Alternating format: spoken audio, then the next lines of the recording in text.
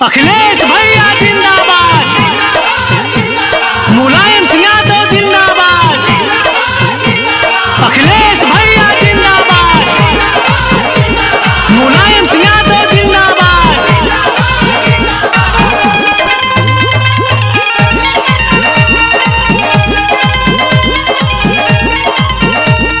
सुन लो बात हमारी भैया, मैं सबको बतलाता हूँ, कोई नहीं है टक्कर में, यह पता लगा कर आता हूँ।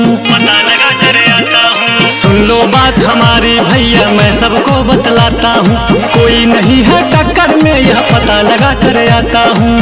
यादव अखिलेश जी की चली है बयान, यादव अखिलेश जी की चली है बयान।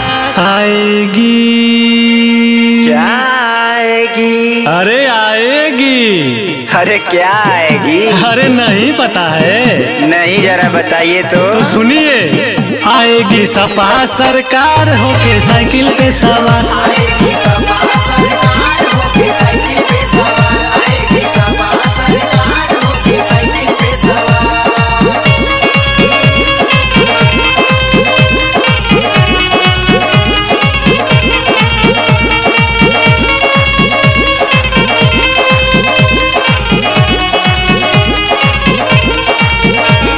अखिलेश भैया जिंदाबाद, मुलायम सिंह यादव जिंदाबाद।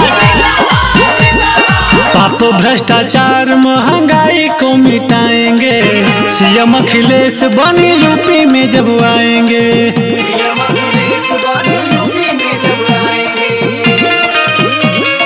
यूपी में जब आएंगे। पाप भ्रष्टाचार महंगाई को मिटाएंगे, सीएम अखिलेश बनी यूपी में जब आएंगे। सारे जन जन की यही है पुकार, सारे जन जन की यही है पुकार। आएगी। अरे कब तक आएगी? अरे 2022 में पक्का आएगी। अच्छा, हाँ, आपको नहीं पता है क्या? अरे क्या? आएगी सपा सरकार होके साइकिल पे सवार, आएगी सपा सरकार होके साइकिल पे सवार, आएगी सपा सरकार होके साइकिल पे सवार।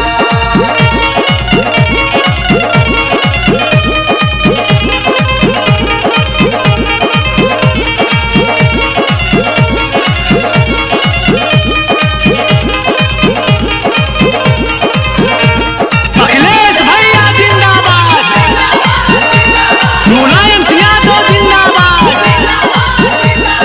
दिन दुखियों का हर लेते हैं कलेश जी, सच्चे मन के नेता है हमारे अखिलेश जी। सच्चे मन के नेता है हमारे अखिलेश जी, हमारे अखिलेश जी।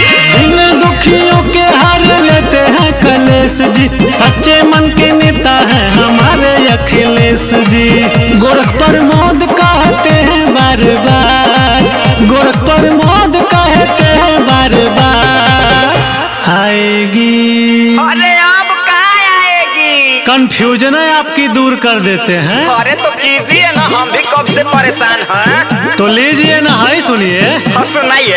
आएगी सपा सरकार होके साइकिल पे सवार, आएगी सपा सरकार होके साइकिल पे सवार, आएगी सपा सरकार होके साइकिल पे सवार, आएगी सपा सरकार होके साइकिल पे सवार, आएगी सपा सरकार होके साइकिल पे सवार। समझ गए? अरे बिल्कुल समझ गए। ठीक है। ठीक।